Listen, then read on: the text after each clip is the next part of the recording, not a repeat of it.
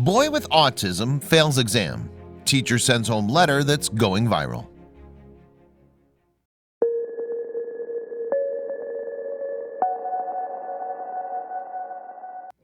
Raising a child with learning difficulties isn't any less rewarding than raising one without them, but it can be said that it's a great deal tougher.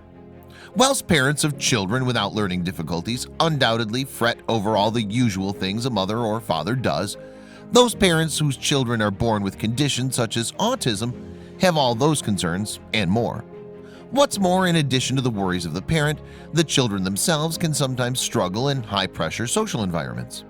There's no better example of this than school, where grades play a major role in your progress. 11-year-old Ben Twist lives with autism, and his mom, Gail, was handed a huge surprise when her son's school sent a letter home after he failed his SAT tests. When Gail received a letter from Ben's school, she would have been forgiven for expecting it to say something about how he needed to work harder or improve his grades. Instead, the letter contained nothing of the sort. The innovative thinkers at Lansbury Bridge School and Sports College in St. Helens, Merseyside, instead gave Ben a boost of confidence. Despite the fact that he'd failed his SAT tests, his teacher recognized that what was needed was support, not condemnation.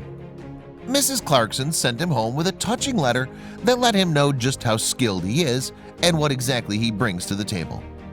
The letter reads, "Dear Ben, I'm writing to congratulate you on your attitude and success in completing your end-of-key stage SATs. Gil, Lynn, Angela, Steph, and Anne have worked so well with you this year, and you've made some fabulous progress.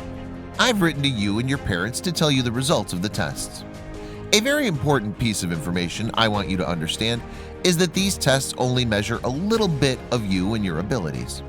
They're important and you've done so well, but Ben Twist is made up of many other skills and talents that we at Lansbury Bridge see and measure in other ways." Upon reading the letter, Ben's mom, Gail, found herself tearing up. Mrs. Clarkson's letter went on to list the things Ben was good at, things that a usual school test can't measure.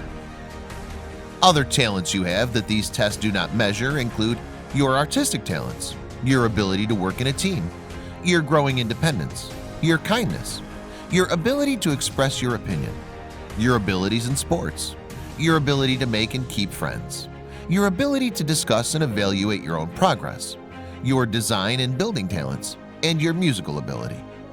We are so pleased that all of these different talents and abilities make you the special person you are, and these are all of the things we measure to reassure us that you are always making progress and continuing to develop as a lovely, bright young man. Well done, Ben. We're very proud of you. Best wishes, Mrs. Clarkson. The world needs more teachers like Mrs. Clarkson.